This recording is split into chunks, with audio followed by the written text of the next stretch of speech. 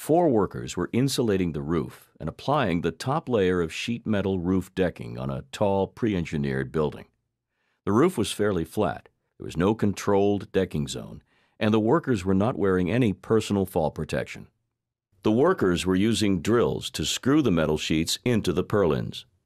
As one of the workers walked down the roof, he lost his footing. He fell through the space between the purlins and landed on the floor below. He died the next day from his injuries. Let's look at the events that led up to this tragic incident and see how it could have been prevented. Originally, the workers had no fall protection, which OSHA requires the employer to provide when working at heights of 15 feet and above. Let's look again at the workers installing the metal roofing sheets and see what happens when these workers use fall protection. They are now using a temporary horizontal lifeline. This involves a horizontal cable attached to 2 or more anchor points on the roof. In this system, the workers connect their harnesses to a horizontal lifeline that is secured to the roof structure instead of individual anchor points. Again, as the worker loses his footing and falls between the purlins, his lifeline stops him from falling to the floor below.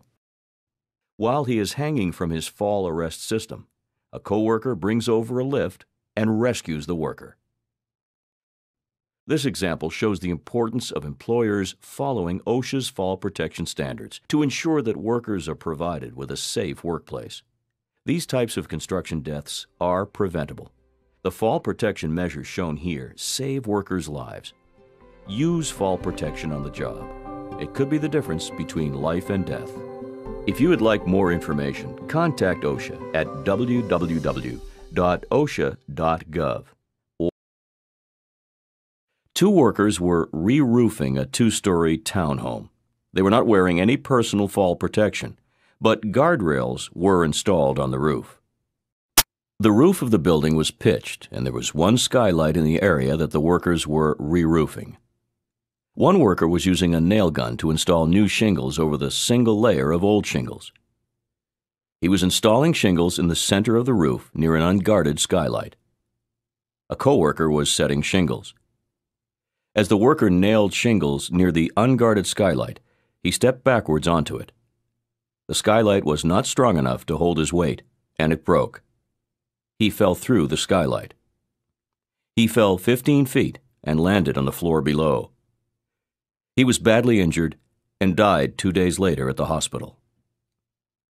Let's look at the events leading up to this tragic incident and see how it could have been prevented.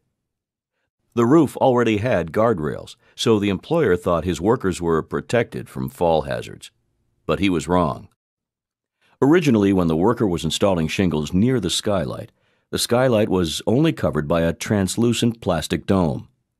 Now, the skylight is guarded by a cover that meets OSHA requirements. As before, the worker is nailing in shingles. Now, as he steps backwards, instead of stepping onto the skylight, he bumps into the cover, regains his footing, and continues installing shingles. This example shows the importance of employers following OSHA's fall protection standards to ensure that workers are provided with a safe workplace. These types of construction deaths are preventable. The fall protection measures shown here save workers' lives. Use fall protection on the job. It could be the difference between life and death.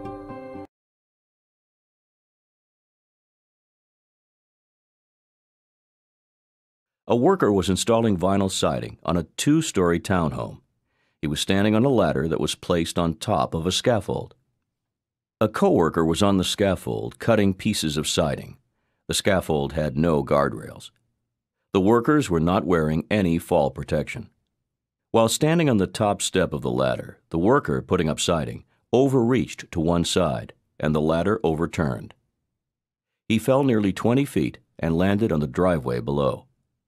He died later that day from injuries caused by the fall. Let's look at the events leading up to this tragic incident and see how it could have been prevented. Originally, the worker installing siding was standing on a ladder that was placed on top of a scaffold. This is a very serious and dangerous OSHA violation. Also, there was no fall protection for these workers. OSHA requires employers to provide workers with fall protection when they're working on scaffolds more than 10 feet above a lower level. Let's look again at the worker installing siding. But now, the worker is standing on a fully decked pump jack scaffold. It has guardrails at the top, middle, and ends. So instead of being at risk from falling while installing siding, this worker is now protected from fall hazards.